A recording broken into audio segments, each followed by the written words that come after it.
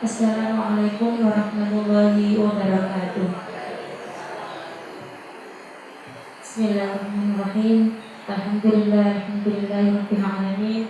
Wa bihi nasta'inu 'ala umuri dunya waddin. Wassalatu wassalamu 'ala asyrofil anbiya'i wal mursalin sayyidina wa maulana Muhammadin wa 'ala alihi wa sahbihi ajma'in. Rabbi shrah li sadri wa yassir li amri wa hlul 'uqdatam min lisani yafqahu qawli. Amma ba'du. Yang saya hormati dan saya taklimkan Ibu Hajah Mustaqiah Hamid selaku pengisi acara ngaji pasan fikih perempuan bersama PC Fatayat PMU Rembang dan PPK Kabupaten Rembang, dan yang saya hormati para ibu yang hadir pada kesempatan pagi hari ini. Pertama-tama marilah kita panjatkan puji syukur kehadirat Allah Subhanahu wa taala yang mana pada kesempatan pada pagi hari ini kita diberi hidayah, nikmat dan kesempatan sehingga kita bisa hadir ngaji pasang pada pagi hari ini dalam keadaan sehat walafiat. Yang kedua kalinya salawat wassalam Allahumma sholli ala sayyidina Muhammad. Marilah kita berikan kepada junjungan kita Nabi besar Muhammad sallallahu alaihi wasallam yang kita nantikan syafaatnya di dunia hatta akhirah. Amin Allahumma amin. Ini ngaji bahasanya ngaji yang ke-14, dan saya di sini hanya sebagai pembawa acara. Marilah kita buka acara pada pagi hari ini dengan bacaan surat Al-Fatihah. Semoga bisa memperancar acara pada pagi hari ini. Alhamdulillah sholihah Al-Fatihah.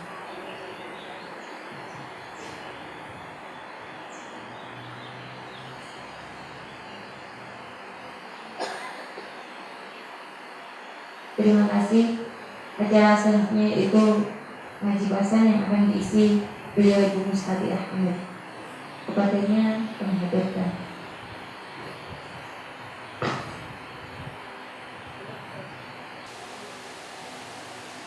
Assalamualaikum warahmatullahi wabarakatuh. Alhamdulillahirabbil alamin.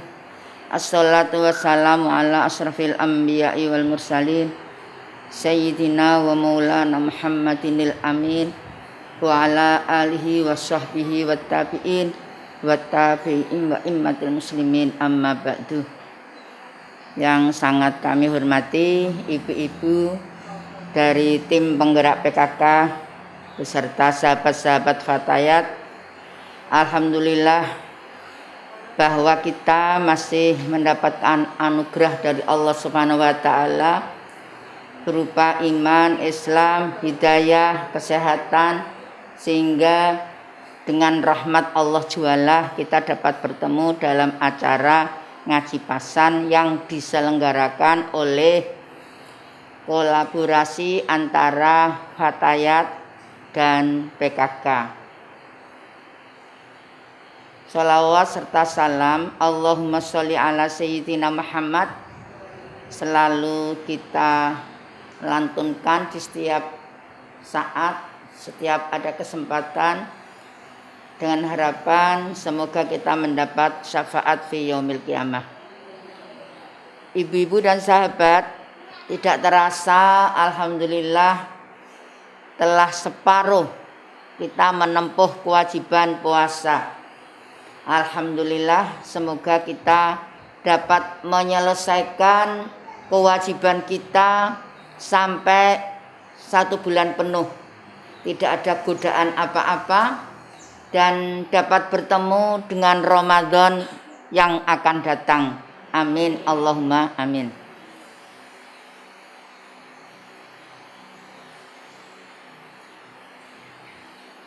Seperti yang kami janjikan kemarin bahwa materi hari ini adalah yang berhak menerima zakat. Sedangkan orang yang menyampaikan zakat, yang mengeluarkan zakat disebut muzakki. Sedangkan orang yang menerima zakat disebut mustahik. Di dalam tuntunan Rasulullah bahwa mustahik itu ada 8 asnaf, ada 8 golongan. Nanti kami terangkan satu persatu, kami sebutkan dulu. Yang pertama adalah fakir, kemudian miskin, gharim, abdun, mu'alaf, ibnu sabil, fi sabilillah, dan amil.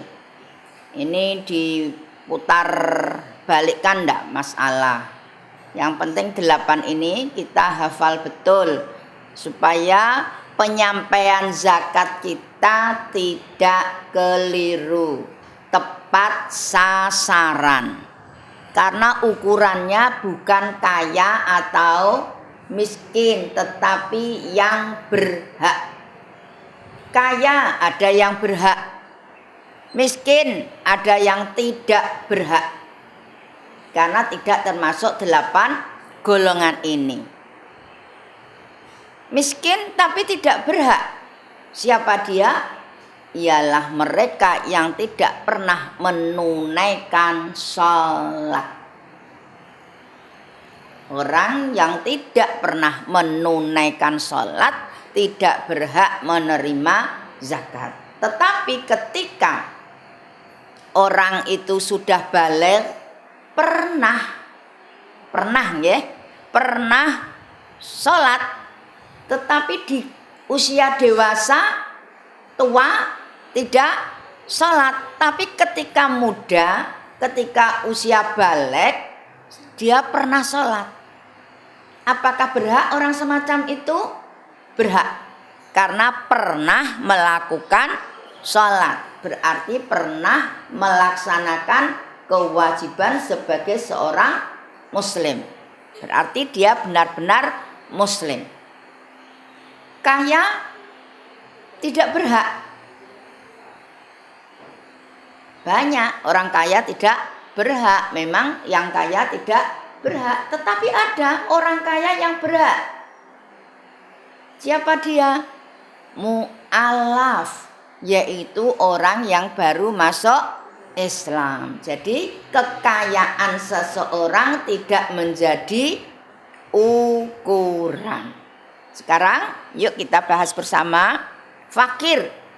Biasanya kita itu antara fakir dan miskin dijadikan satu kata dari 2 kata yang bermakna satu. Fakir, miskin. Sepertinya kata majmu'. Padahal sebetulnya antara fakir dan miskin itu berbeda. Kira-kira fakir dan miskin itu melas yang mana? Melas yang fakir. Fakir itu orang yang tidak memiliki pekerjaan tetap, kemudian untuk menghidupi keluarganya sangat kurang. Antara pengeluaran dan income tidak ada kelebihannya, malah kurang. Seharusnya makan 3 kali, hanya 2 kali. Itu saja kadang-kadang sekali. Menunggu belas kasihan orang lain. Sementara keluarganya yang harus ditanggung banyak.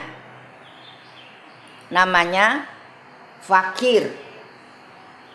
Tidak ada yang dijual, tidak patut untuk dijual karena tidak ada harganya. Itu fakir.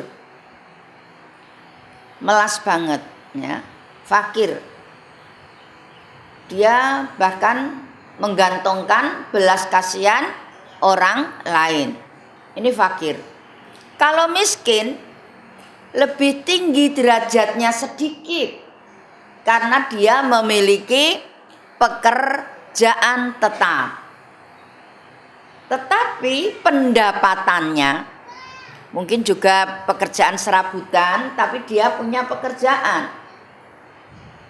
pemasukan tidak berimbang dengan pengeluaran. Karena pendapatannya 10.000 misalkan, sedangkan anaknya 4, dia menanggung orang tua, adiknya, karena dia anak barep, maka tanggung jawabnya besar. Tanggung jawabnya banyak, keluarga yang harus ditanggung, sementara pendapatannya hanya 10.000 yang tidak mungkin untuk mencukupi kebutuhan sehari-hari. Jadi lebih untung fakir atau lebih untung miskin, ibu-ibu? Lebih untung miskin. Alhamdulillah kita tidak termasuk dua-duanya. Alhamdulillah. Berikutnya adalah gharim. Gharim ini kasihan sekali, ibu-ibu. Gharim itu bisa disebut orang yang jatuh pailit. Kelihatannya mentereng. Ya, kelihatannya mentereng, punya toko besar misalkan. Tetapi kalau dikalkulasi keuangannya itu karena tanggungan di BRI ada, BNI ada, di KSP ada, di koperasi ada, banyak sekali. Nah, orang yang semacam ini bisa dikatakan gharim, dia jatuh pailit. Punya kapal banyak, ternyata kena musibah. Lautnya sedang barat, bergelombang tinggi. Terus kapalnya yang satu terbakar. Kemudian cicilan di bank tidak bisa melunasi. Nah, bingung dia. Dia berhak itu karena termasuk mustahik, orang yang jatuh pailit. Kena musibah, kebakaran, kebanjiran, gempa, longsor, itu bisa menjadi akibat seseorang jatuh pailit. Jadi awalnya dia berkecukupan, tetapi kena musibah, akhirnya menjadi gharim. Atau orang biasa-biasa saja, tapi tadi punya banyak tanggungan. Karena kehidupannya sehari-hari, buat lubang, tutup lubang. Yang untuk nutup lubang tidak cukup untuk menutup lubang, sehingga akhirnya menggali lubang yang baru. Itu terus menerus. Adakah orang semacam itu, ibu-ibu? Banyak di sekeliling kita.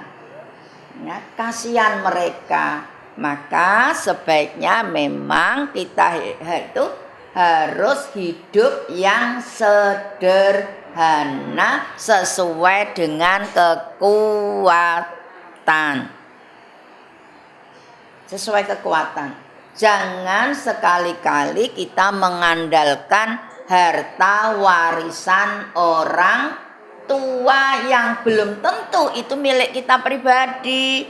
Karena kita punya kakak, punya adik, ya, tidak punya pekerjaan, tanahnya dijual sedikit. Ya, karena dia malas, sudah mengandalkan kekayaan orang tua, kemudian padahal kekayaan itu harus dibagi ahli waris. Maka harus hati-hati. Kehidupannya sudah kadung glamor di waktu ayah dan orang tuanya, ayah ibunya masih sugeng. Nah, orang yang semacam ini kasihan.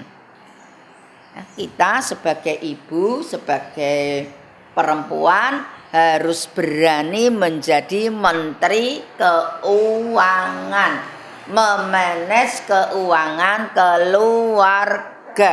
Jangan sampai kita terjerumus sehingga menjadi gharim, orang yang jatuh pailit. Tapi yang namanya musibah, siapa yang tahu? Maka kita setiap langkah kita, setiap apa yang kita putuskan perlu dipikir masa-masa. Jangan tergoda dengan status teman kita. Sungkan aku kalau tidak membeli, bajunya bagus. Saya sungkan kalau tidak membeli, teman saya menawarkan kue yang enak. Sungkan saya ini teman saya menawarkan jilbab yang sedang tren. Sungkan saya ini ada make up yang mumpung ada promo Ramadan. Masya Allah. Tidak salah yang mengisi statusnya dengan macam-macam produk, karena itu adalah salah satu ikhtiar kita di rumah bisa menghasilkan keuntungan. Itu wanita karier termasuk ya, ngisi status, kemudian sering menawarkan barang ke teman-temannya, tidak usah keluar rumah, jual beli online, karena memang masanya seperti itu. Kita tidak usah keluar, tapi cukup di rumah. Spray yang macam-macam, peralatan rumah tangga yang sedang itu bisa kita lihat, semakin banyak teman kita, semakin banyak penawaran, dan kita harus semakin waspada mengingat kantong kita masing-masing. Dan panjenengan tolong ibu-ibu dan sahabat disesuaikan kebutuhan. Peralatan rumah tangga yang tidak butuh jangan dibeli. Kalau sudah punya alatnya tidak usah membeli lagi. Itu penyakit perempuan. Takut dikatakan tidak kuat membeli. Temannya membeli, ikut-ikutan membeli karena gengsi. Ini ibu-ibu, tolong panjenengan harus melihat kebutuhan dan kekuatan yang ada dalam dompet kita masing-masing. Jangan sampai kita terjerumus bersifat konsumtif. Berikutnya adalah abdun. Abdun ini alhamdulillah sekarang tidak ada, yaitu hamba sahaya. Perbudakan sudah terhapus insya Allah di muka bumi dengan adanya agama Islam. Budak itu tidak ada insya Allah. Kemudian mu'alaf, ini banyak sekali mu'alaf, karena mereka semula non muslim kemudian menjadi muslim. Mungkin ada yang satu keluarga, ada yang hanya putranya saja melakukan ibadah sholat dengan mencuri, takut kepada orang tua. Setelah ketahuan bahkan ibunya bersimpati, ada yang seperti itu.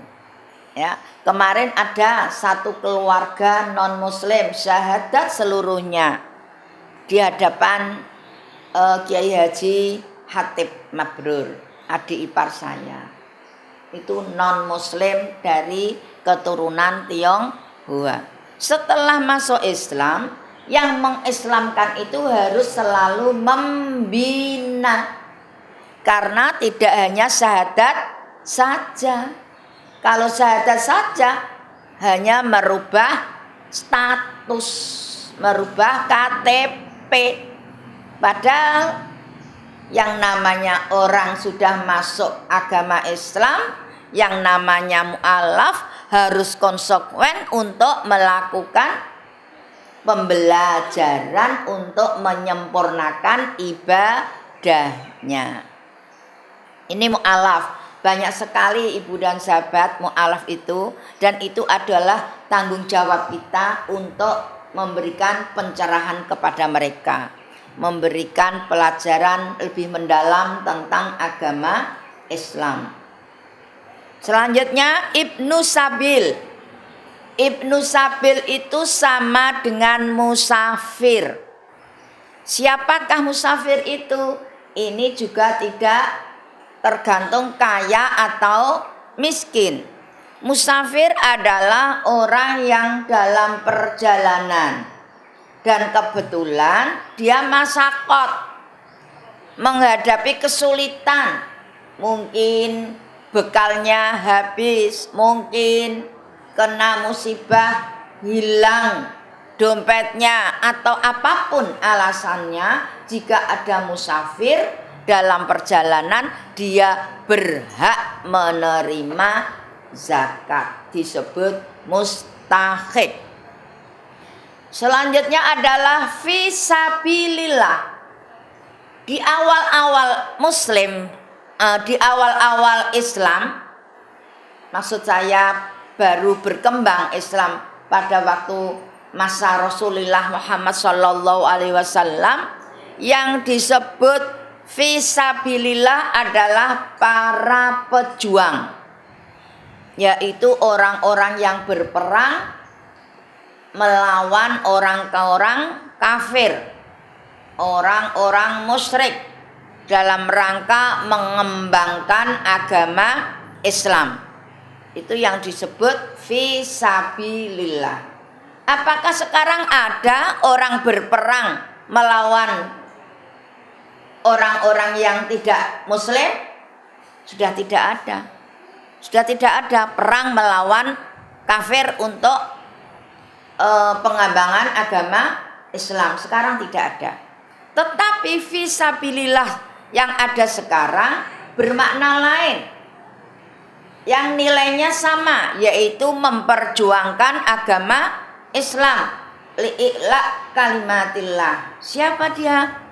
Para guru madin, kemudian para ulama yang mengajarkan agama Islam, orang yang berdakwah, orang yang mempunyai yayasan panti asuhan. Nah, itu termasuk golongan fisabilillah.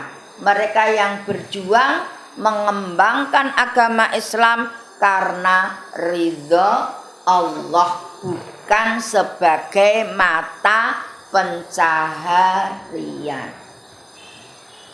Guru madin itu tidak niatnya mencari pekerjaan, tapi pengabdian. Kemudian guru madrasah TPQ itu juga bukan mata pencarian, tetapi pengabdian dalam rangka mengembangkan ilmu Al-Quran. Banyak sekali yang termasuk kategori fisabilillah, tetapi yang fisabilillah seperti zaman dahulu sekarang sudah tidak ada. Mbah Mudin, apakah termasuk fisabilillah? Iya. Mbah Mudin itu termasuk Imamuddin. Apa-apa urusannya Mbah Mudin, urusan keagamaan di desa itu urusannya Mbah Mudin. Mimpin tahlil Mbah Mudin, ada pengumuman inna lillahi wa inna ilaihi rajiun, telah meninggal siapa. Itu yang dicari siapa dulu? Mbah Mudinnya dulu. Nah, Imamuddin itu bertanggung jawab keagamaan di desanya, termasuk fisabilillah. Berikutnya adalah amil. Amil itu petugas, pengumpul dan penyampai zakat. Amil itu kalau di kota-kota besar ada kepanitiaan, seperti di Kabupaten Rembang ada apa namanya? Basda, Lazisnu itu namanya petugasnya disebut amil. Amil itu petugas pengumpul dan pembagi zakat yang dibentuk oleh suatu lembaga atau suatu badan atau suatu perkumpulan, organisasi atau yayasan dan bersifat resmi, bukan abal-abal. Kalau abal-abal dikhawatirkan apa Ibu dan sahabat? Mengandung unsur penipuan. Dia mengumpulkan tetapi tidak membagi. Sekarang setelah kita tahu 8 asnaf itu, yang 3 itu jarang kita temui, tapi yang amil itu bisa ada sekarang. Yang tidak ada adalah apa Ibu?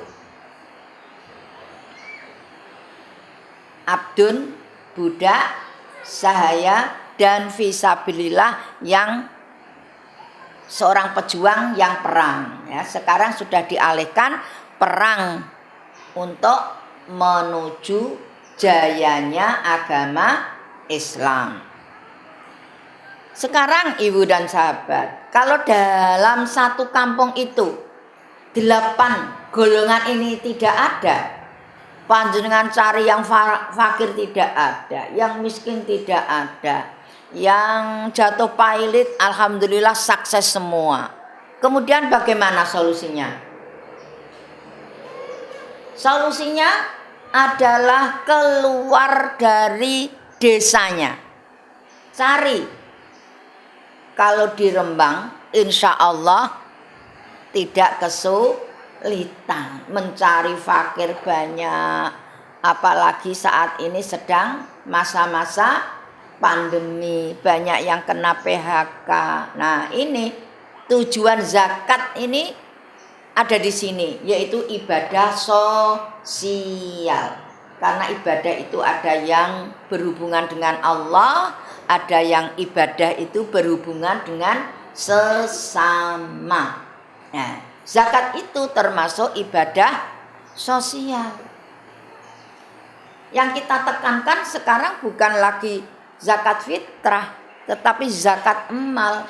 Ini waktunya kita untuk berbagi supaya tidak ada kesenjangan antara yang kaya dan yang miskin, mengurangi. Jadi ada beberapa hal hikmah zakat. Ya, sekarang kita fokus kepada zakat fitrah yang sebentar lagi akan kita laksanakan. Waktunya boleh mulai tanggal 1 kemarin karena jawas, karena diperbolehkan sampai nanti menjelang sholat Id.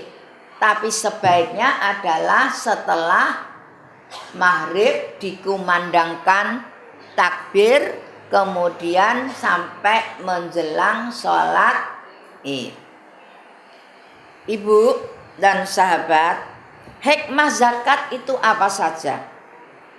Terutama zakat fitrah, yaitu membersihkan jiwa dan raganya. Fitrah artinya suci, supaya kita menjadi suci kembali, fitrah kembali. Syaratnya harus membayar zakat. Saya kira untuk zakat fitrah itu tidak terlalu memberatkan kita. Benar-benar tidak memberatkan, karena satu orang hanya 4 mud, takriban 2,5 kilo. Lebih bagus kalau dilebihkan. Ada paket beras itu yang sudah dari toko, paket 2,5 ada, yang 3 kilo juga ada. Selanjutnya, yang kedua, setelah membersihkan jasad dari dosa, adalah membebaskan diri dari api neraka. Insya Allah orang yang menunaikan kewajiban zakat fitrah itu akan terbebas dari api neraka karena sudah melakukan rukun Islam. Ya, karena rukun Islam, zakat termasuk rukun Islam yang harus kita lakukan, kita kerjakan, kita amalkan karena merupakan kewajiban. Tidak sempurna Islam seseorang kalau belum zakat. Kemudian ketika orang itu sudah mengeluarkan zakat, maka catatan amal puasanya baru disampaikan. Berarti amal panjenengan itu menggantung, belum mendapat pahala amal puasa kita selagi belum membayar zakat. Maka zakat itu disegerakan, jangan ditunda-tunda, apalagi sampai setelah sholat Id, padahal ada berasnya. Itu namanya lerwake, melalekan, gampangke. Kecuali pada hari itu tidak memiliki beras, hanya cukup untuk makan malam dan esoknya, dia tidak berkewajiban zakat. Alhamdulillah saya lihat di dapur panjenengan stok beras melimpah. Meskipun tanggalnya sudah tanggal tekenan. Tanggal berapa ini? Alhamdulillah ibu dan sahabat ini tidak mengenal tanggal tua maupun tanggal muda. Alhamdulillah, karena tadi manajemen keuangan. Jadi ibu-ibu kalau tanggal muda diparingi rezeki banyak, jangan apa ibu-ibu lupa bahwa itu untuk kepentingan 1 bulan. Tetapi untuk hormat bulan Ramadan dipersilakan masak yang lebih bergizi, lebih dari biasanya untuk menghormati bulan Ramadan, dan dilebihkan untuk diantar ke tetangga atau saudara. Tadi sebelum saya berangkat, saya nimbang badan. Saya ya kaget, loh. Puasa kok blabar kabeh. Ya Allah ya Karim. Sekarang BB saya melebihi dari tinggi badan saya. Ya Allah, ya ini karena apa, Bu? Karena dimasakkan saudara, ada yang, karena saya termasuk saudara yang paling tua, tertua saya di keluarga itu. Jadi ya ada yang manggil saya Mbak, ada yang manggil saya Bude, Buyut sudah ada, yang manggil saya Mbah Yut itu ada. Jadi ya banyak sekali makanan-makanan itu dari saudara-saudara. Kalau tidak dimaem, berarti saya kurang bersyukur. Lah karena tadi bersyukur diicipi, tak dapat lagi bersyukur diicipi. Ya Allah, ternyata yaitu nikmat yang diberikan khusus untuk orang yang berpuasa adalah nikmatnya menikmati makanan yang tidak diberikan kepada orang yang tidak melakukan puasa.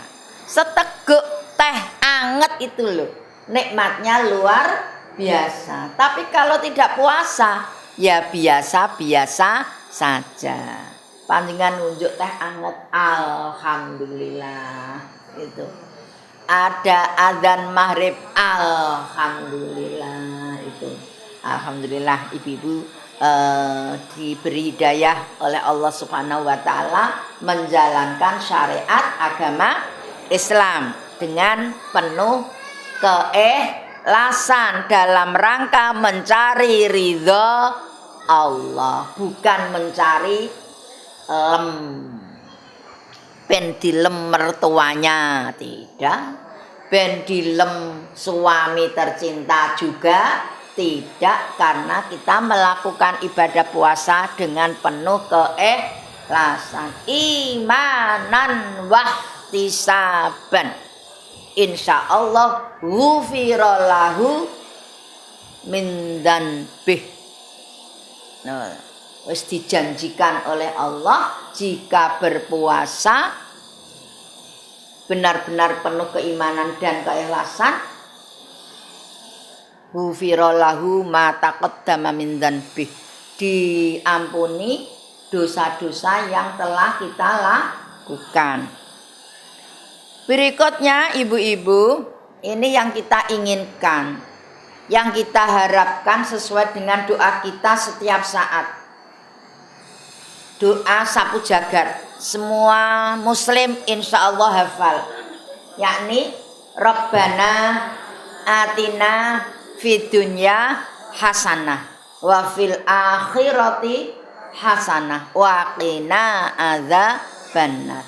Kalau azab benar kita tidak menginginkan, kosok baline mafhum mukhalafahnya adalah arep-arep suwargane Gusti Allah.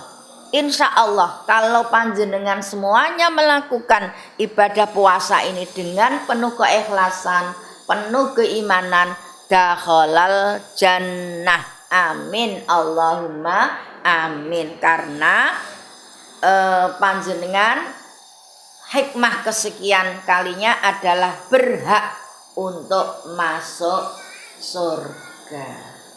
Nah, amin Allahumma amin. Tetapi yang benar-benar puasa tutupnya dari perbuatan maksiat, puasa kakinya, puasa tangannya, puasa alat kelaminnya, puasa pikirannya, bukan puasa hanya jauh dari makanan dan minuman. Panjenengan nyon sewu sudah berusaha makan minum ditahan, tetapi ghibahnya dikuatkan. Nah, na'udzubillahi min dzalik. Kemudian penyelamat ketika bangun dari kubur, penyelamat dari siksa bangun kubur. Karena nyon sewu besok itu ada yang namanya waktu semuanya ketika menjelang akhirat, ada yang disebut bangun dari alam kubur. Ibu-ibu dan sahabat, alam itu kan mulai yang pertama alam kandungan, alam roh. Kita sadar kok kalau kita dulu ada di dalam kandungan ibu kita. Tidak ada yang tidak ada yang keluar dari batu, dari labu seperti cerita anak-anak, tidak ada. Itu fiktif semua. Kita dilahirkan oleh seorang ibu, berarti kita mengalami masa yang disebut masa roh. Kemudian berikutnya adalah alam dunia yang sekarang ini. Di alam dunia ini adalah tempatnya kita menanam amal perbuatan yang soleh dan solihah. Amal yang baik ini. Lah, sering kami sebutkan bahwa bulan Ramadan adalah masa mendulang pahala. masa di dunia ini. Kita menanamnya di masa sekarang. Kapan lagi? Mumpung kita masih sehat, mumpung kita diberi rezeki, mumpung kita memiliki akal yang sehat, manfaatkan ibu-ibu. Memperbanyak istighfar, memperbanyak sholawat, kan itu penting. Tidak mengeluarkan tenaga, tidak mengeluarkan biaya membaca sholawat. Nah, yang ketiga adalah alam barzah. Alam barzah itu alam istirahat. Yang kalau di Rembang, kecamatan kota, alam barzahnya di Kerapyak dan Kabungan. Itu alam barzah. Kuburan dengan alam kubur sama atau berbeda? Ibu dan sahabat, sangat berbeda. Kalau alam barzah itu rohnya. Kalau kuburan itu jasadnya. Padahal antara jasad dan roh sudah terpisah antara jasad dan roh. Kalau jasadnya di kuburan, kalau rohnya di alam barzah. Kemudian yang keempat, alam akhirat. Untuk menuju pintu alam akhirat, yaitu bangun dari kubur. Nah, itu nanti puasa kita bisa menjadi syafaat, penolong.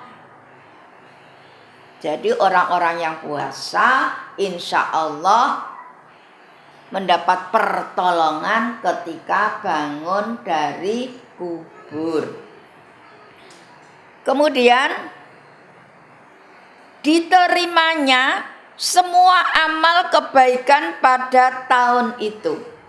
Ya Allah, luar biasa puasa itu. Amal-amal panjenengan yang rodo riak-riak sithik, yang sholatnya serodok ora patek khusyuk, yang dengan keluarganya kadang-kadang keluar gremengnya, dan seterusnya, ketika membayar zakat mendapat ampunan semuanya, sehingga amal dalam 1 tahun itu diremedi oleh Allah, mendapat nilai plus semua, sehingga insya Allah diterima oleh Allah Subhanahu wa ta'ala gara-gara zakat fitrah. Seperti siswa selama 1 semester itu nilainya lebih-lebih saat daring, ibu-ibu. Ya Allah, nilainya yang bagus ya super bagus-bagus, nanti yang di bawah standar ya banyak, tergantung lingkungan keluarga. Kalau orang tuanya penuh perhatian, memberikan bimbingan, ya alhamdulillah. Asal anak itu sendiri yang mengerjakan. Tapi yang orang tuanya sibuk, ya, kemudian tidak ada perhatian, matematika ya sudah tidak nyandak mikirnya, wah ya sudah. Itulah tugas guru, benar-benar kelihatan jasanya. Orang tua banyak yang angkat tangan. Saat-saat seperti ini sudah 1 tahun anak-anak tidak bertemu dengan gurunya dan temannya. Alhamdulillah sekarang untuk kelas 6 itu tatap muka, tapi dijadwal, belum seluruhnya. Jadi ada fase pertama, fase kedua, periode pertama, periode kedua dijadwal. Separuh dari kapasitas tempat. siswanya seharusnya 30, maka hanya 15. Periode keduanya yang 15. Jadi absen 1 sampai 15, 16 sampai 30. Ya, itu diatur seperti itu. Karena takutnya ada klaster baru, ada penyebaran virus. Memang ini saat-saatnya kita sedang diuji oleh Allah Subhanahu wa Ta'ala. Lebih-lebih yang sedang menanti untuk melaksanakan ibadah haji. Harap-harap cemas bisa berangkat lagi apa tidak, karena kemarin sudah rencananya sudah tahun 2020 tidak ada, 2021 ini belum ada ketentuan. Alhamdulillah kalau saya itu periode kemarin 2019 ya, alhamdulillah saya bisa berangkat. Selanjutnya mendapat syafaat Nabi Muhammad ketika hari kiamat. Ya, ini semua kita mengharapkan syafaat Rasulullah, karena ternyata bukan sholawat satu-satunya yang dapat memberikan syafaat. Kalau panjenengan membaca banyak-banyak sholawat, insya Allah mendapat syafaat. Tapi ternyata bukan satu-satunya sholawat, bukan satu-satunya yang dapat memberikan syafaat. Bukan sholawat saja, ternyata membayar zakat pun dapat menjadikan syafaat, menerima syafaat dari Kanjeng Nabi Muhammad Shallallahu Alaihi Wasallam. Kemudian ini juga kita harapkan barang siapa yang membayar zakat akan terhapus dari daftar kelompok orang yang cilaka. Ditip ibu-ibu, seharusnya panjenengan itu termasuk mendapatkan cilaka. Cilaka itu orang bejo, ya, mendapatkan siksa misalkan, mendapatkan dosa, akan dimasukkan, mendapat vonis masuk ke neraka, naudzubillah min dzalik, 5 tahun misalkan. Tapi ternyata di catatan ibu zakat fitrahnya rutin setiap tahun dan diikhtiarkan betul, diteliti betul sampai menjual cincin nikahnya. Oke, berarti panjenenganku benar-benar memperhatikan. Padahal panjenengan misalkan tidak berlebih-lebih, tapi nekat, kuat untuk melakukan kewajiban, mendapat dispensasi dari Allah yang luar biasa, yaitu daftar panjenengan ditipek, dihapus dari kelompok yang mendapatkan kecelakaan, apes, cilaka, mendapat kenikmatan karena dihapus dari kelompok tersebut gara-gara 2,5 kilogram beras. Sebetulnya manfaat hikmah dengan zakatnya tidak berimbang, karena lomane Gusti Allah.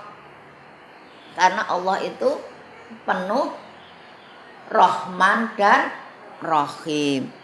Berikutnya, zakat itu jelas memisahkan jurang antara yang kaya dan yang miskin, sehingga menumbuhkan apa, Ibu?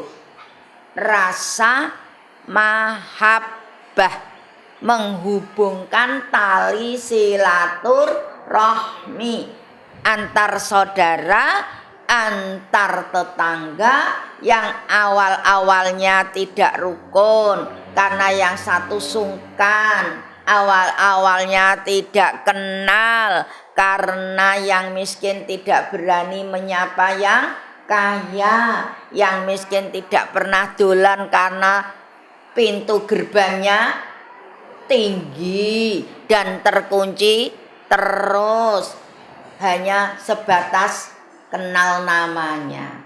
Tetapi dengan zakat fitrah menghubungkan tali silaturahmi. Itulah ibu dan sahabat di antara hikmah zakat fitrah. Yang paling utama adalah dapat mengangkat pahala puasa kepada Allah Subhanahu wa ta'ala, yang semula pahala itu menggantung. Menggantung belum sampai di hadapan Allah. Tetapi ketika kita selesai mengerjakan kewajiban zakat fitrah, malaikat mengangkat amal Ramadan panjenengan semua. Insya Allah diterima. Amin Allahumma amin. Demikian ibu-ibu yang dapat kami sampaikan. Panjenengan dapat menggali sendiri apa manfaat dari zakat fitrah. Seperti tadi ibu-ibu, saya ke Tamunan, tamu dari desa yang jauh, yaitu dari Pancur, masih naik di daerah timur, membawa oleh-oleh jangan kacang sama walo. Saya bayangkan orang desa datang ke kota membawa oleh-oleh. Maka yang dikunjungi, yang didatangi harus tahu berterima kasih. Kemudian tas kebonya, pirsa tas kebo, diisi apa yang bisa diisikan supaya pulangnya tidak glindang. Pulangnya ada, tasnya ada isinya. Bahkan disebutkan barang siapa menghormati tamu, barang siapa beriman kepada Allah dan hari kiamat, maka hormatilah tamu. Fal yukrim dhaifah. May yu'minu billahi wal yaumil akhir fal yukrim dhaifah. Barang siapa percaya beriman kepada Allah dan hari kiamat, maka hormatilah tamu. Demikian, kurang lebihnya kami mohon maaf. Jika benar yang kami sampaikan, semata-mata hidayah dari Allah Subhanahu wa ta'ala. Jika ada kurang lebihnya, kami mohon maaf. Akhirnya, wallahul muwaffiq ila aqwamit thoriq. Wassalamualaikum warahmatullahi wabarakatuh.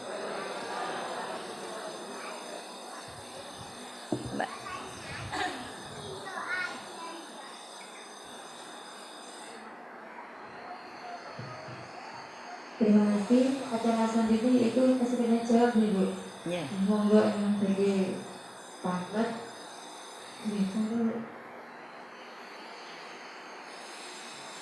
Barangkali ada yang mengajukan pertanyaan.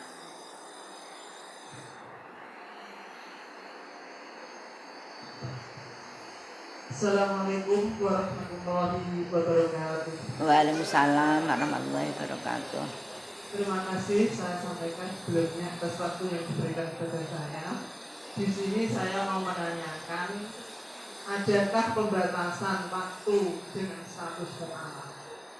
Dan apabila ada itu sampai berapa tahun dan berapa bulan seandainya ada? Dan apakah di Rembang ini sudah ada organisasi mu'alaf tersebut agar supaya para mu'alaf itu bisa ngaji bersama seperti kita, karena kita sudah bisa dan mu'alaf belum bisa apa-apa? Apakah itu ada organisasi tersebut sesuai dengan posisinya sebagai mu'alaf? Dan yang kedua yaitu penerima zakat berhak membayar zakat apa tidak?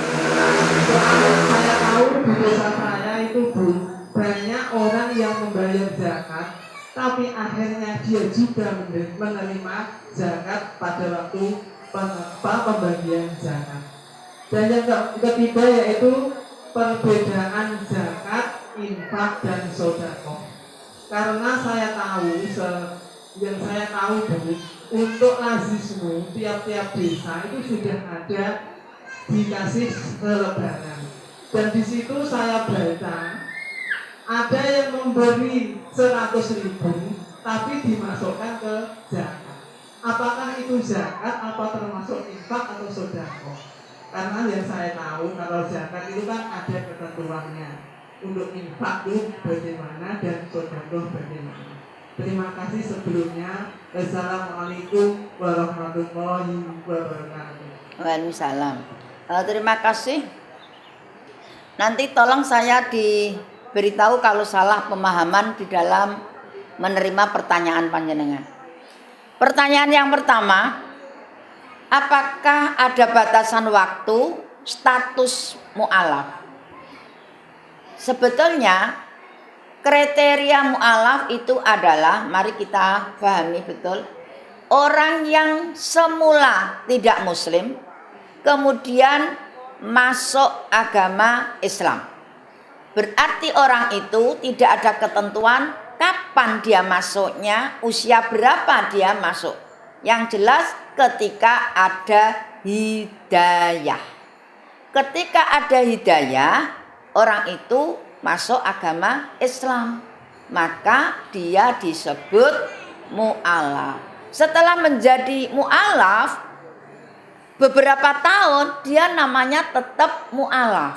Artinya tidak ada batasan. Sampai innalillah pun disebut mu'alaf karena pernah tidak muslim. Karena mendapat hidayah, alhamdulillah menjadi muslim. Luar biasa. Karena orang mu'alaf itu kalau mendapat hidayah akan benar-benar mendalami, benar-benar akan belajar tentang Islam. Kadang lebih Islam mu'alafnya daripada orang yang Islam hanya sekedar KTP.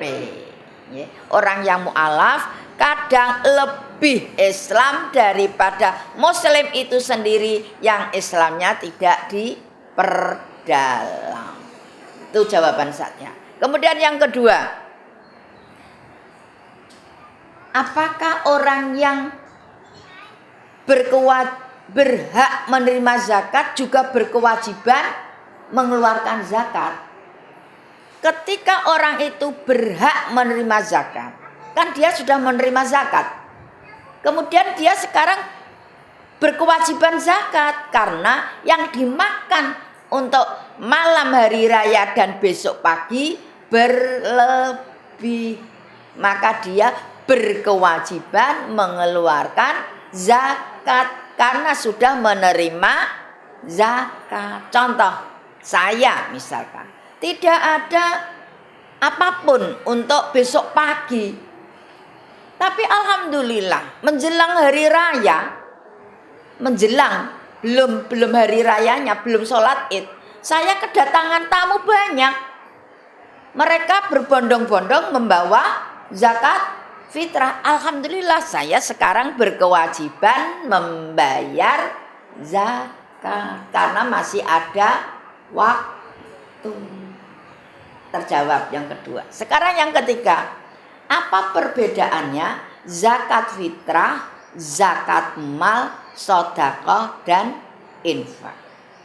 Kalau zakat fitrah ketentuannya adalah zakat untuk nafas, zakat untuk diri sendiri berupa makanan pokok sebanyak 4 mud atau 2,5 kilogram beras. Kalau makanan sehari-harinya jagung, dipersilahkan zakat fitrah berupa jagung. Tapi beras 5 bulan, jagung 1 bulan. 5 bulan berikutnya beras, berikutnya 1 minggu jagung. Itu kategori tetap beras karena yang dominan adalah makanan pokoknya beras. Maka zakat fitrahnya berupa beras, tidak bisa ditawar, tidak boleh berupa roti, berupa sayuran tidak boleh. Harus makanan pokok, itu zakat fitrah. Kemudian zakat mal adalah ketentuannya zakat yang berdasarkan haul dan nisab. Nisab itu ukuran banyaknya harta benda. Kalau haul itu batas waktu 1 tahun. Jadi kalau sudah punya harta benda ukurannya 77 atau 78 gram emas murni seharga itu, maka berkewajiban mengeluarkan zakat selama hartanya itu dimiliki 1 tahun.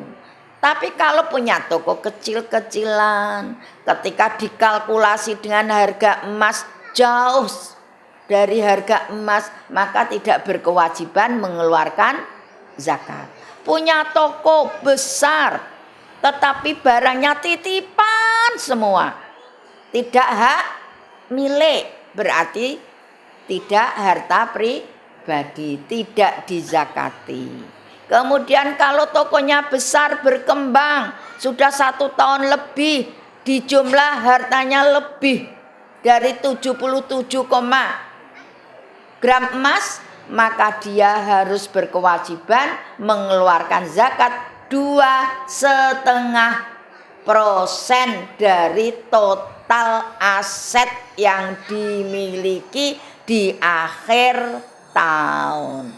Bukanya tanggal 5 Januari, akhir tahunnya nanti tanggal 6 Januari. Karena sudah 1 haul. Dihitung asetnya.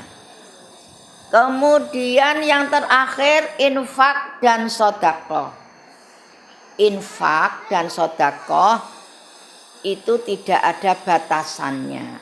Waktunya pun tidak ada ketentuannya. Boleh kapan-kapan kita berinfak, kapan-kapan kita boleh bersedekah. Bersedekah itu tidak harus menunggu kaya. Contoh, panjenengan ada orang minta-minta, panjenengan memberikan 2.000, 5.000, sedekah namanya. Kemudian kalau ada masjid membangun, panjenengan ingin ikut membiayai pembelikan keramik, itu sedekah jariyah namanya. Karena insya Allah keramik itu akan berlangsung lama kegunaannya dan panjenengan mendapat pahala terus menerus selagi masjid itu dipakai belum rusak. Kemudian kalau infak tidak jauh berbeda, cuma infak itu biasanya ada ketentuan. Misalnya ada sekolah akan membangun, kemudian membuat kartu infak, kertas infak, sertifikat infak, 1 meternya 1 juta misalnya, maka kita harus berinfak 1 juta. Kalau setengah meter berarti kita berinfak 500.000, itu infak. Tapi kalau sedekah itu bebas, tidak ada ketentuan nominalnya, tidak ada ketentuan masanya. Kapanpun kalau bersedekah dipersilahkan. Itu jawaban kami. Monggo yang lain.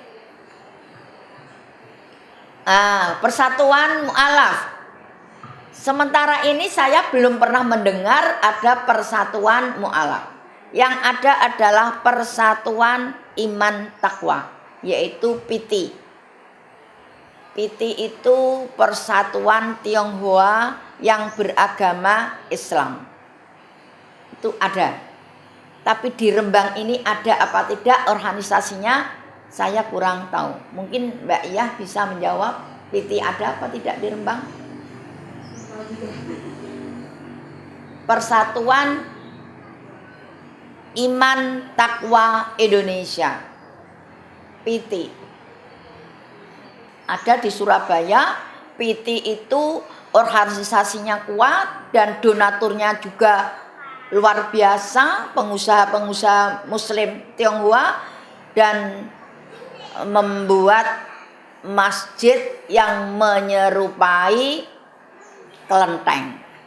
Jadi warnanya merah, kemudian kuning, tulisannya ya tulisan kanji, tetapi ada pengimamannya karena fungsinya sebagai masjid bukan kelenteng.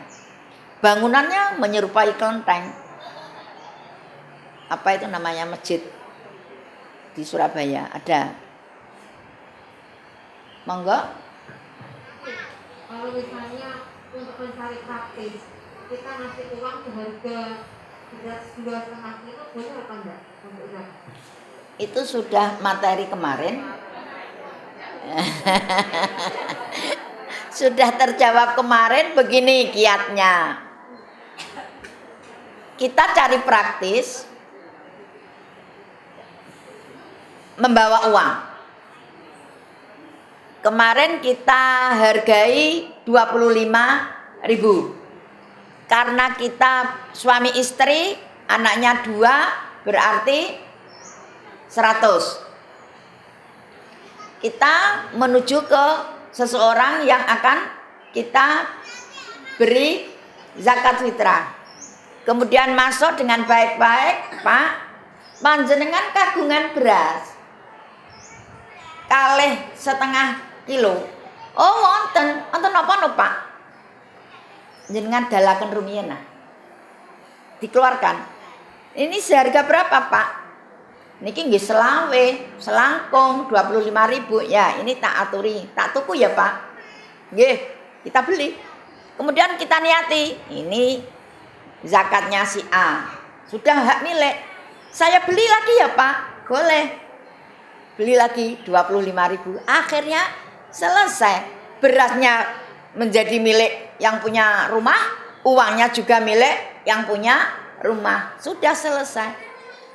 Jadi jangan berupa ansih uang, harus ada ijab qabul. Itu adabnya seperti itu. Kalau tahu sama tahu, WA-WA-an dulu. Tak beri uang 100 zakat saya ya.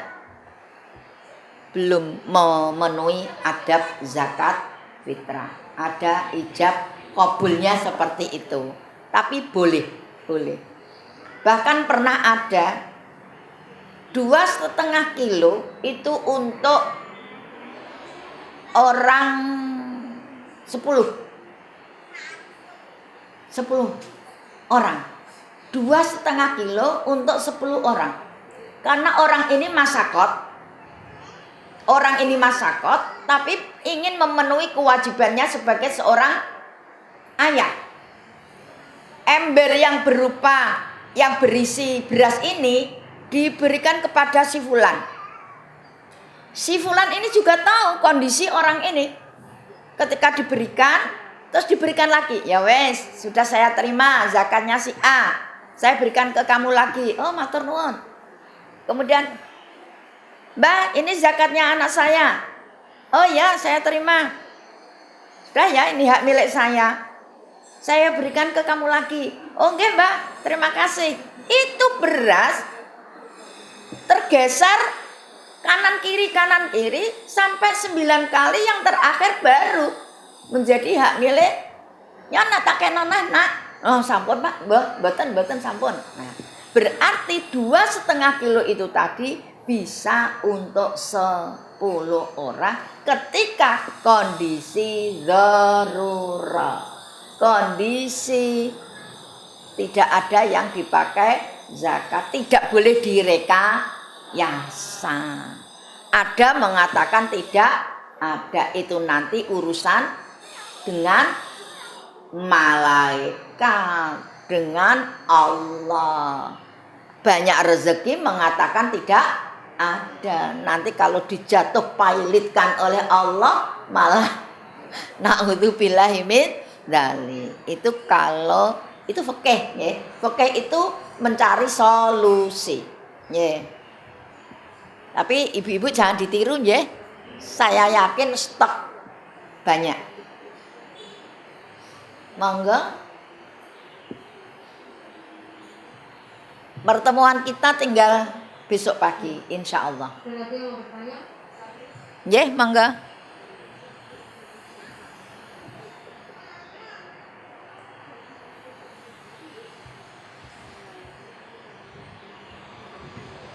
Assalamualaikum warahmatullahi wabarakatuh. Waalaikumsalam warahmatullahi wabarakatuh. Sebelumnya kemarin kemarin saya nggak pernah hadir karena baru tahu beberapa yang yang ingin saya tanyakan ini berdasarkan konteks dari saya sendiri. Suatu saat pada waktu itu acara Al-Adiyah di kantor dari beliau yang memberikan nama itu diantaranya Andi Kaupira untuk praktisnya memberikan zakat. Istilahnya saya lupa apakah zakat pengajian atau itu ya tiap kali kita menerima rezeki ambil zakat 2,5% dihasilkan, jadi nanti waktu hari raya diberikan kepada masyarakat. Ya ini karena memang saya rasakan praktis sejak itu sampai sekarang, alhamdulillah saya laksanakan. Hanya saya kurang tahu bisnisnya masuk yang mana. Jadi mungkin ada hal lain yang belum saya laksanakan. Jadi saya habis terima jadi sekarang pensiunan juga langsung saja suami sama saya berikan satu, ambil dari lakukan, saya tidak aja. Mungkin ada rezeki kata-kata terima amplop biasanya untuk transport itu mungkin 20.000 ambil ambil dari makan masukkan gitu aja. Sehingga setelah 1 tahun ini saya akan ada yang ini pun saya tidak. Kalau dulu saya masih ada almarhumah Ibu Wahab, biasanya saya akan beliau yang tahu. Tapi karena beliau sudah bekerja, kita kalau tutup ini boleh masyarakat pada beliau, kemudian yang dimohon untuk sampaikan pada beliau-beliau yang kita persilakan ya yang itu janda sama yang satu itu jumbo, ada janda dan anak yatim. Ini yang saya kenal betul, tapi saya tidak ada pertimbangan wilayah Dewi. Kemudian kalau sekarang baru tahun ini baru kemarin itu sebagian persiapan panitia juga, sebagian masih kita persiapan untuk yang biasanya kita berikan. Yang ingin kami tanyakan apakah yang saya lakukan ini benar? Mungkin kalau belum mohon berikan penjelasan. Terima kasih. Nggih. Saya kok kudu nangis, Bunda. Nggih. Ini sangat bagus karena kehati-hatian. Sebetulnya zakat mal itu apabila harta itu sudah dimiliki dalam kurun waktu 1 tahun. Kemudian apabila sudah mencapai nisab atau ukurannya. Jadi sebetulnya zakat mal, zakat harta benda itu ada qayd, ada kriterianya. Kriterianya adalah jika harta benda itu sudah 1 tahun dimiliki, kemudian sudah 1 nisab ukuran. Ukurannya adalah 77, berapa gram emas. Kemudian ini ada kiat, setiap dapat gaji diambil 2,5%-nya. Setiap dapat gaji diambil 2,5%. Ini sangat bagus untuk membersihkan harta itu sendiri. Jadi ini adalah kiat supaya harta bendanya bersih, tidak campuran dengan hak orang lain. Seandainya gaji itu mulai Januari sampai Desember dikumpulkan sudah 1 nisab seandainya. Kemudian kalau belum ada, kok saya sudah melakukan itu, ya tidak apa-apa, jatuhnya sedekah. Jatuhnya sedekah. Tapi kalau panjenengan diniati membersihkan hartanya itu bagus sekali, Bu. Lanjutkan. Nggih, karena itu tadi harta kelebihan, harta yang diambil 2,5% tadi disisihkan untuk hal-hal sosial, hal-hal yang bersifat sosial, bisa ke panti asuhan, bisa ke panti jompo dan lainnya, itu nanti jatuhnya sedekah. Kalau zakat emal harus 8 asnaf tadi, harus kepada 8 golongan. Yatim piatu itu termasuk tidak tadi? Tidak. Yatim piatu tidak termasuk 8 asnaf. Kalau panjenengan memberi namanya sedekah persen. Untuk mengembangkan sifat sahok panjenengan, mengembangkan sifat dermawan panjenengan. Karena sebaik-baik tangan adalah yang di atas. Sebaik-baik manusia adalah yang berguna bagi orang lain. Kalau uang itu kita tabung, kita deposito terus sampai akhir hayat, uang ini bukan milik kita, milik ahli waris, tidak ada gunanya. Tapi ketika ini kita punya tabungan di Darul Khazanah, kita punya tabungan di yayasan A, yayasan B, itu nanti itu yang menjadi hak milik kita. Karena ketika kita meninggal, kita menerima jariah. Kalau kita itu berjariah, kelihatannya uang kita kalong berkurang, tapi hakikatnya bertambah.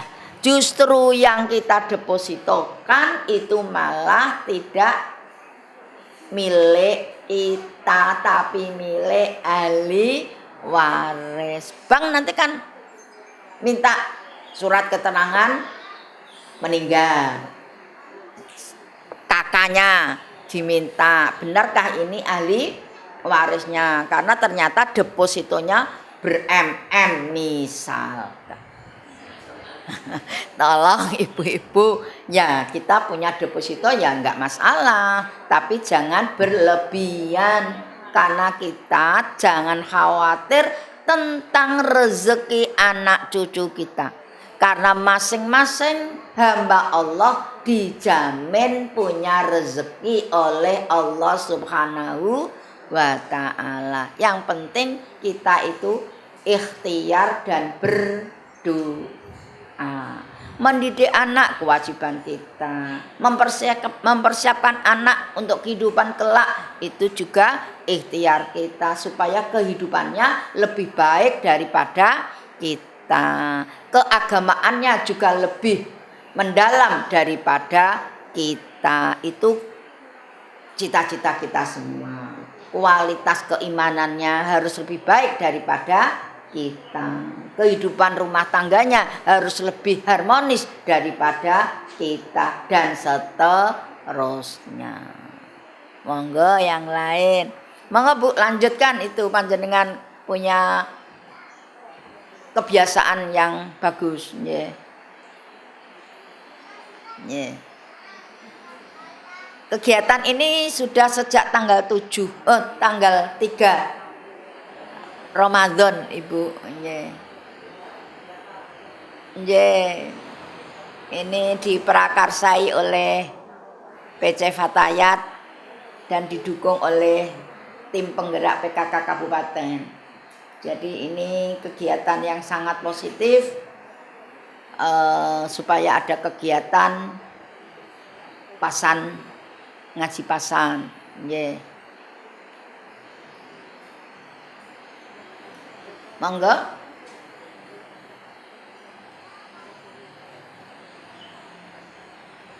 Sudah tidak ada? Monggo Mbak ditutup. Terima kasih untuk acara ngaji pasan pada pagi hari ini. Saya tutup. Mari kita tutup dengan bacaan Al-Asri. Semoga dengan bacaan Al-Asri bisa memenangkan acara kita. Bismillahirrahmanirrahim. Wal asri innal insana lafi khusrin illal ladzina amanu wa amilus solihati wa tawassaw bil haqqi wa tawassaw bis sabr. Akhirnya sebagai pembawa acara, apabila ada kata yang kurang berkenan, saya pribadi mohon maaf sebanyak-banyaknya. Akhirul kalam, Allahumma fiqhil qomitorik. Wassalamualaikum warahmatullahi wabarakatuh. Waalaikumsalam warahmatullahi wabarakatuh.